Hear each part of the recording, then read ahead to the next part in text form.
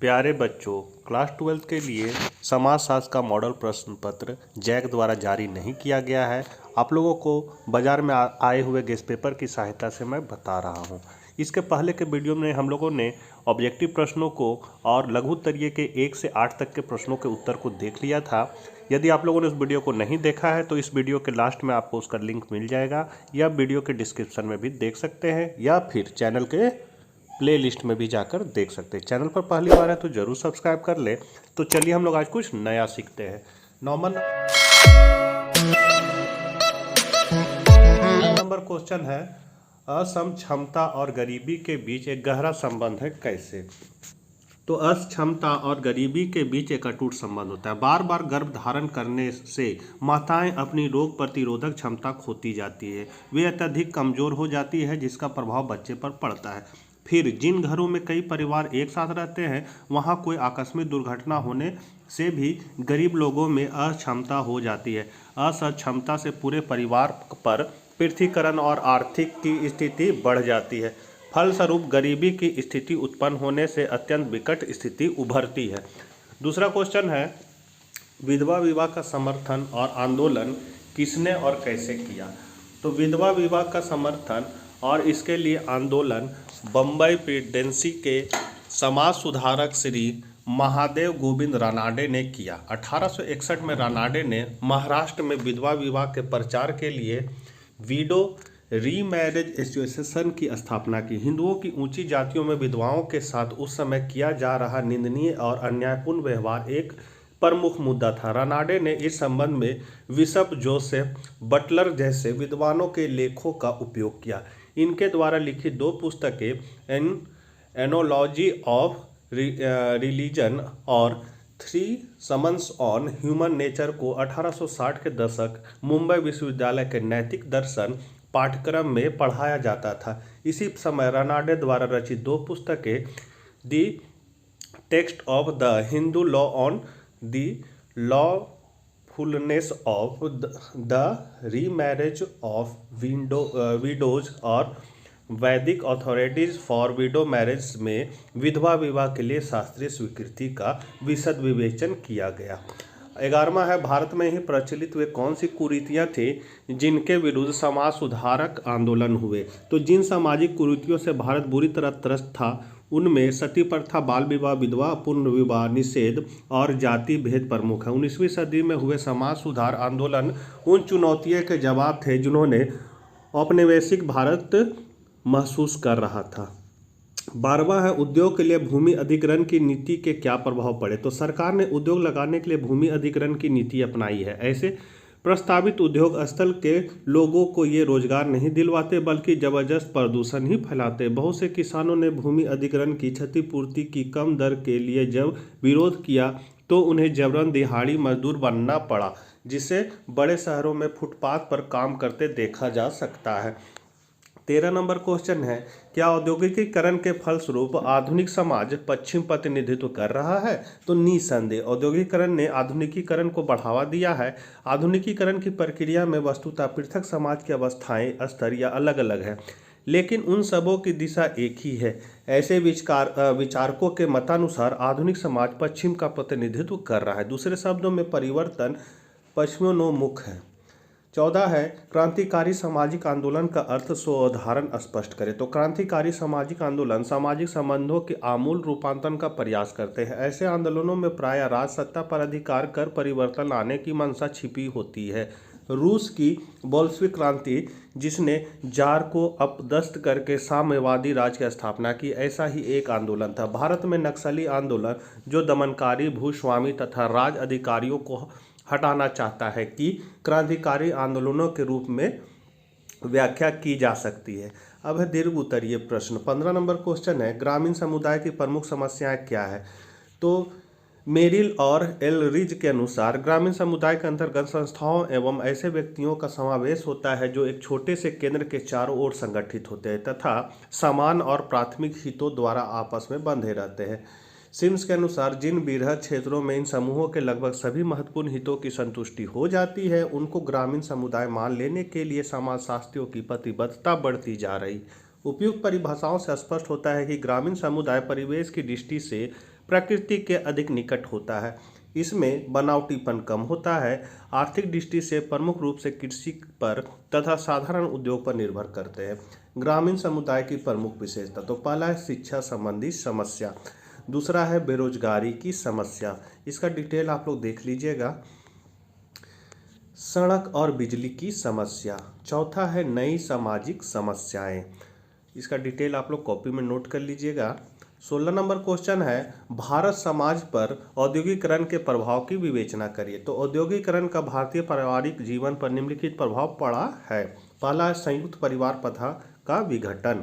तो संयुक्त परिवार भारतीय समाज की एक प्रमुख विशेषता रही है। एक परिवार के सभी नए पुराने सदस्य एक ही स्थान पर रहते हुए खेती का कार्य करते हैं, किंतु उद्योग के विकास के साथ साथ लोग कारखानों में काम करने के लिए गांव छोड़कर शहरों की ओर भागे।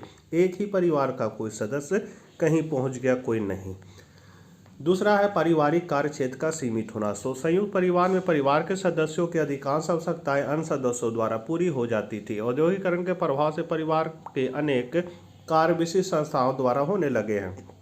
औद्योगिकरण के फलस्वरूप कपड़े धोने का काम लॉन्ड्री में, कपड़े सिलने का काम दर्जी की दुकानों में, आटा पीसने का काम आटा पीसने की शक्ति चालित चक्कियों में, खेत जोतने, बोने, काटने, मारने का काम विभिन्न मशीनों से होने लगा है। फिर है स्त्रियों की स्थिति में सुधार। धन कमाने के कारण स्त्रियां स्वावलंबी होने लगी। अपने पैरों पर खड़े होने के कारण उनका आत्मविश्वास बढ़ा, वे अधिक स्वतंत्र हुई, उनमें शिक्षा का प्रसार हुआ और इस प्रकार उनकी स्थिति में सुधार हुआ। चौथा है रहन सहन में कृत्रिमता। तो औद्योगिकरण के फलस्वरूप लोगों का जीवन अप्राकृतिक हो गया है। तंग घरों, अंधेरी गलियों, धुएं से भरा हुआ आकाश, ट्रामें, बसें, रेल, ऊंची नीची मकान, मशीनों का शोर औद्योगिकरण की ही देन है। इस प्रकार मनुष्य प्रकृति से दूर होती जा रही है। फिर है गंदी तथा तंग बस्तियों का विकास। यहाँ बस्तियों होगा, ब होगा। हर औद्योगिक नगर में जनसंख्या घनत्व बढ़ने के कारण रहने के स्थान का अभाव होता जाता है। घनी तंग बस्तियों में दिन में भी सूर्य के दर्शन नहीं होते हैं। कमरे धुएं से भरे रहते हैं। मल मूत्र की बदबू असह्य होती है, फिर भी लोग अपने को उसका आदी बना लेते हैं। 17 नंबर क्वेश्चन है जातिवाद क्या है, इसको प्रोत्साहन देने वाले 4 कारकों की चर्चा करें। तो भारत में जाति एवं उपजाति की संख्या अनगिनत है, जो हिंदू जाति व्यवस्था का ही एक दूषित रूप है। इसने संपूर्ण समाज को बहुत से छोटे छोटे और आत्मकेंद्रित टुकड़ों में विभाजित करके स्वास्थ्य राष्ट्रीयता के रास्ते में भी अनेक बाधाएं उत्पन्न की है। जातिवाद एक उग्र भावना है जो एक जाति के सदस्यों को बिना किसी कारण के अपनी जाति के लोगों का पक्ष लेने के लिए प्रेरित करती है, चाहे इससे अन्य समूहों को भी जो भी बाधाएं पहुंचती हो। जातिवाद को परिभाषित करते हुए डॉक्टर शर्मा ने कहा है कि जातिवाद व जाति भक्ति एक जाति के व्यक्तियों की वह भावना है जो देश या समाज के हितों का ध्यान न रखते हुए व्यक्ति को केवल अपनी ही जाति के उत्थान, जाति एकता और जाति की सामाजिक स्थिति को दृढ़ करने के लिए प्रेरित करती है। भारत में जातिवाद को प्रोत्साहन देने वाले कारक निम्नलिखित है। पहला है संस्कृतिकरण। तो संस्कृतिकरण वह प्रक्रिया जिसके द्वारा निम्न जातियां उच्च जातियों के समान व्यवहार करके सामाजिक व्यवस्था में अपनी स्थिति को ऊंचा उठाने का प्रयत्न करती है। आज निम्न जातियां अपने व्यवहारों को उच्च जातियों की तरह प्रदर्शित करती है।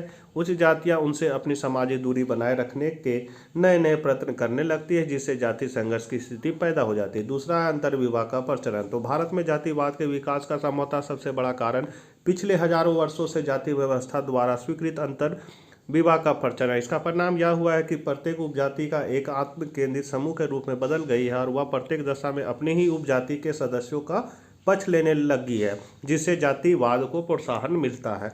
तीसरा है जातिगत संगठन। तो जाति के आधार पर बनने वाले विभिन्न संगठन अपनी जाति के सदस्यों को संगठित करते हैं, विभिन्न अवसरों पर उन्हें निर्देशित देते हैं, दूसरे जाति के विरुद्ध अपने सदस्यों को भड़काते हैं, चुनाव में अपनी जाति के प्रत्याशी का पक्ष लेने की प्रेरणा देते हैं, न ही पक्ष लेने वालों की निंदा और बहिष्कार करते हैं, जिसके फलस्वरूप जातिवाद में वृद्धि होती है।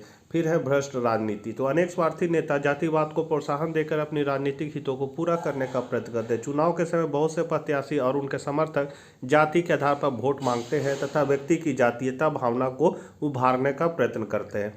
18 नंबर क्वेश्चन है मैकाइवर एवं पेज द्वारा दी गई परिवार की विशेषताओं की चर्चा करें। तो पहला विशेषता है सार्वभौमिकता। सभी संस्थाओं और समितियों में परिवार सबसे अधिक सार्वभौमिक है। यह सभी आदिम और सभ्य समाजों में पाया जाता है। परिवार की सार्वभौमिकता का कारण यह है कि यह व्यक्ति की उन जरूरतों को पूरा करता है जिन्हें किसी भी दूसरे समूह द्वारा नहीं किया जा सकता है। दूसरा है भावात्मक आधार। तो परिवार का एक महत्वपूर्ण लक्षण सभी सदस्यों द्वारा मिलजुल कर काम करना है और एक दूसरे के हित में अपना हित देखना है। परिवार में पालन पोषण की व्यवस्था, त्याग, सहानुभूति और स्नेह आदि कुछ ऐसी विशेषताएं हैं जिनके कारण सभी सदस्य एक दूसरे से मानसिक रूप से बंधे रहते हैं। तीसरा है रचनात्मक प्रभाव। तो परिवार में सभी सदस्य अपने व्यवहारों के द्वारा एक दूसरे को रचनात्मक रूप से प्रभावित करते हैं। यही रचनात्मक कार्य सदस्यों का समाजीकरण करते हैं, उनके व्यवहारों पर नियंत्रण रखते हैं तथा आपसी सहयोग को बढ़ाते हैं।